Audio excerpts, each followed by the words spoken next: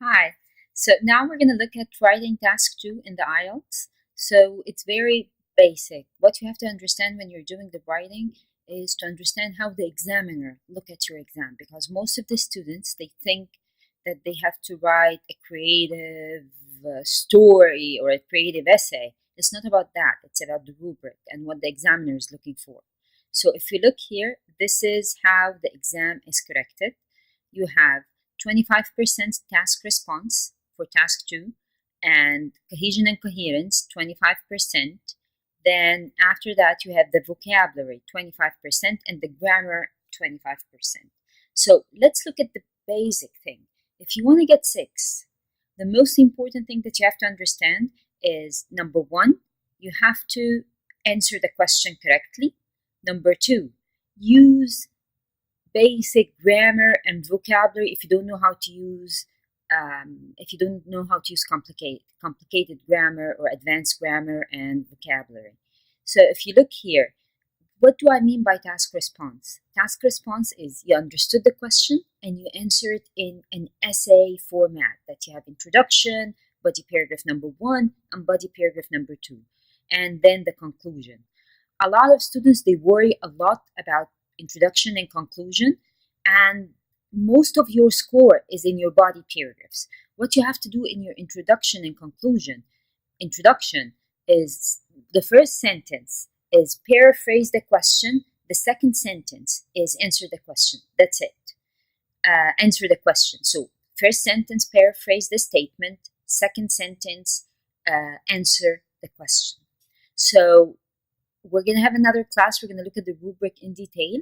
But now let's look, what do I mean? Because this is the most important thing. If you don't answer the question, no matter how your grammar is good or your vocabulary is good, if you don't understand the question and you don't answer it correctly, you're not going to get more than 4. If you answer the question partially correct, you're going to get 5. So before you fuss about the grammar and the vocab and all of this, and you have to understand the question types and answer the question correctly. So a lot of students, I get this question most of the time: is it a discussion or is it an opinion? All of the questions, they're going to ask you about your opinion. All of them. Discussion is mainly you're discussing people's opinion. You have 2 opinions and you're discussing their opinion. Then you're going to say your opinion. Okay? So let's look at different types of the questions. So this would be an opinion question. Always what I do before I read the statement, or the prompt, I look at the question. So if the questions is asking you, to what extent do you agree or disagree, you go ahead, and this is an opinion question, so you're only going to write your opinion. If the question is asking you about discuss both opinions and then give your view, the question is mainly about other people's opinion, not your opinion.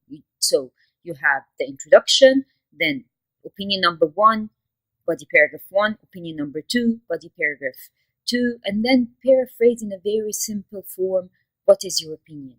And always agree with the opinion in paragraph number 2 in order to keep your essay coherent. Then the last type of question is 2-part questions. It's very easy to identify. You're going to find you're going to find 2 questions. Usually one of them is opinion and one of them is asking you about a solution or how to overcome a problem or something like that. Okay? So these are mainly the 3 types of questions. So if you look at the opinion, let's go back to the opinion question. If you look at the opinion question, a lot of students usually care about the first sentence, but the question is asking you mainly about the second sentence. Because to what extent do you agree or disagree with this view? You have the word this. This is referring to the sentence before it, not the first sentence. So if you look at this one, opinion, the subject that children are taught. Give me 1 second to wear my glasses because I cannot read. Okay, let's look at this one. The subject that children are taught in schools are decided by central authorities. Some people say that teachers, not politicians, should be responsible for this task. To what extent do you agree or disagree with this opinion? So the opinion is this sentence. that some people say that teachers should be responsible for this task, not politicians. So change the second sentence into a question. Do you think that teachers, not politicians, should be responsible for this task? Yes or no? Yes, I think that teachers should be responsible for this task, which is creating the curriculum, the subjects that children are taught in schools are decided. So creating the subjects, okay? And this is going to be your opinion, okay? So you're going to introduce the introduction. You're going to paraphrase these two sentences. Do not copy them because they're going to cross them out. Examiner is going to cross them out. And body paragraph number 1 is going to be why do you agree or disagree. Body paragraph number 2, you're giving me a second reason why you agree or disagree. So if you said I agree, both body paragraphs must be agree. If you said I disagree, both body paragraphs must be disagree. And then you have the conclusion 2 sentences to paraphrase your opinion again.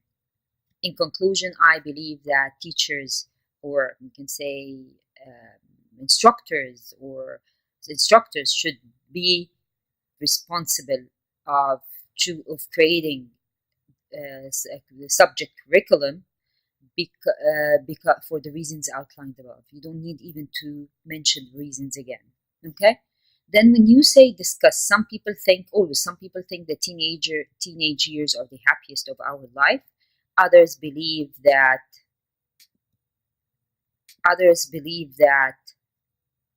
the adult life brings more happiness. Discuss both these views and give your opinion. So first of all, you have to underline the views. The first view is teenage years are the happiest of our lives. The second view is adult life is the happiest, right? So the first body paragraph, you must tell me why teenage years are the happiest, and don't use I believe that the teenage. Always say some people argue that adolescence years are the happiest, are the most, not the happiest, the most pleasurable years of our life. And then you're going to start listing the reasons. The second body paragraph, you're going to talk about adult life. And in conclusion, you're going to say, in conclusion, I believe that adulthood is the best years of our lives for the reasons outlined above. You don't need to write more reasons or write a big paragraph. You're just agreeing with the paragraph above it. Okay? Then you have this two-part questions, which is you have question number 1, do we become used to bad news? And would it be better if more good news is reported? This is question number 2. Question number 1, what factors do you think influence these decisions? So you have to have one body paragraph about this to answer this question and one body paragraph about this question. Introduction, you're going to paraphrase these two questions, the statement, and then answer these two questions.